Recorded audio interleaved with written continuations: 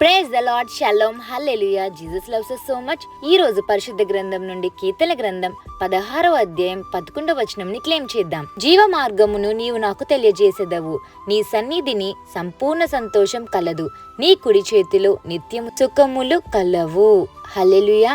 ఎవరు మనకి path of life అంటే జీవ మార్గము చూపిస్తారంటే యేసయ్యండి. మీరు అనుకోవచ్చు ఏ మార్గంలో మనం వెళ్ళాలి అని. ప్రోవెబ్స్ 3:6 ఉంటుందండి, God will direct your steps అని.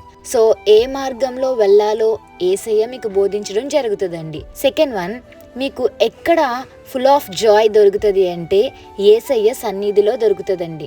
ఆయన సన్నిధిలో ఆరాధన చేస్తున్నప్పుడు పరిశుద్ధాత్మతో నిండి మీరు ఎప్పుడైతే ఆరాధన చేస్తున్నారో, ఎప్పుడైతే మీరు వాక్యాన్ని శ్రద్ధగా వింటున్నారో, యేసయ్య సన్నిధిలో ఫుల్నెస్ ఆఫ్ జాయ్ని మీరు వెతుక్కోగలరండి. ఈ యొక్క సంతోషం మీరు ఇంకెక్కడ కూడా మీకు దొరకదు. కీర్తనలు 84వ అధ్యాయం 10వ వచనంలో ఉంటుందండి, 1 day spent in your temple is better than 1,000 anywhere else అని. సో యేసయ్య సన్నిధిలో ఫుల్ ఆఫ్ జాయ్ అనేది మనం వెతకగలమండి. ఆయన యొక్క యేసయ్య యొక్క ప్రెజెన్సే మనకి జాయ్నెస్ ని యాడ్ చేస్తుందండి.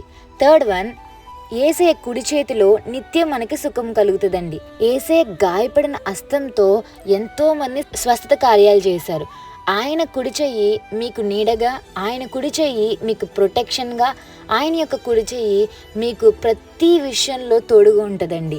సో ఈ 3 మాటలు మర్చిపోద్దండి. మొదటిగా యేసయ్యే మీకు పాత్ ఆఫ్ లైఫ్ని చూపించడం జరుగుతుంది, ఆయనే మీకు గైడెన్స్. సెకండ్ వన్, యేసయ్య ప్రెజెన్స్లోనే మీకు ఫుల్నెస్ ఆఫ్ జాయ్ దొరుకుతుంది. థర్డ్ వన్, ఆయన యొక్క రైట్ హ్యాండ్లోనే మీకు నిత్యము సుఖము కలుగుతుందండి. యేసయ్యకే మహిమ చెల్లును గాక. Have a blessed day in Christ Jesus. Jesus loves us so much. Amen.